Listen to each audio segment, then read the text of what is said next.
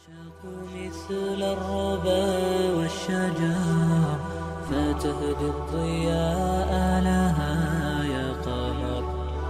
أتعشقها أم رثيت لحالي فجئت تشاركني في السهر؟ أتعشق مثل الربا والشجر فتهدي الضياء لها يا قمر. أتعشقها أم رثيت لحالي فجئت تشاركني في السهر؟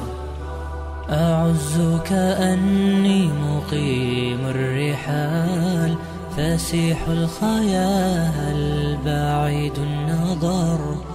نقيم ونحسب أننا نقيم وأيامنا كلها في سفر.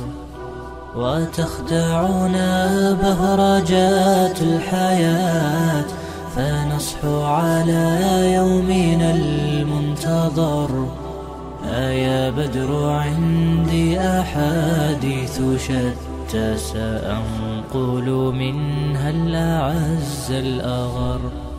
سأخبر عنها وفيها الوفاء وفيها الحنان وفيها الظفر وفيها الأنين وفيها الحنين وفيها دموع تحاكي المطر.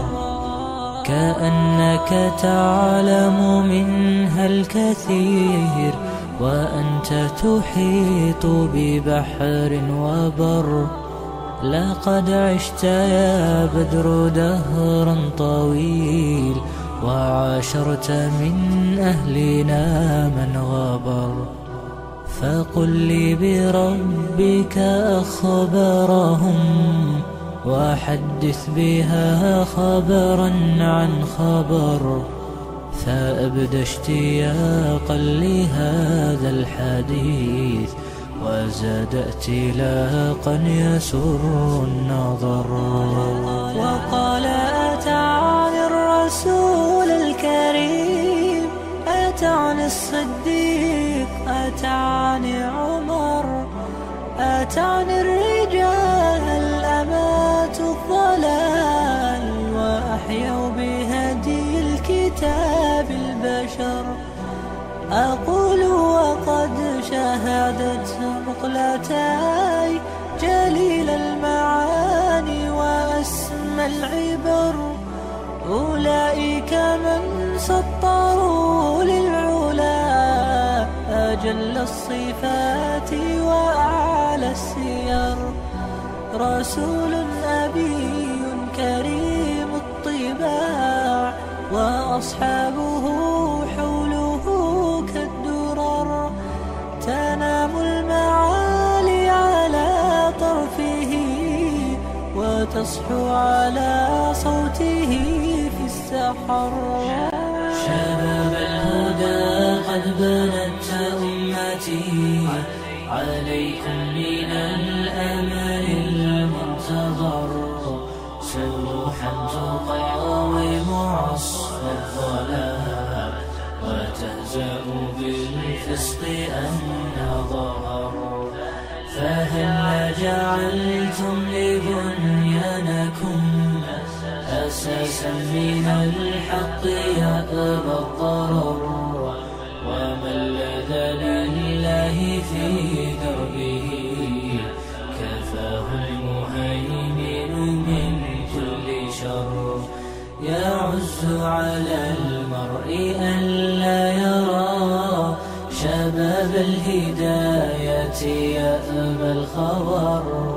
ويكره قلبي دليل الخطى فتى بين أترابه محتقر. فتى حطم الكفر أسلافه فحطمه الكفر لما هجر. أبى أن يطبق إسلامه وكان على قمة فانحدر.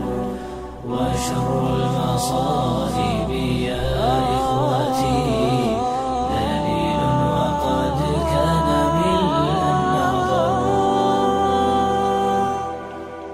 الذكر علم ونور، الحاملات سنا ونور، والرسمات هنا سرور، يا حلوها تلك السنين.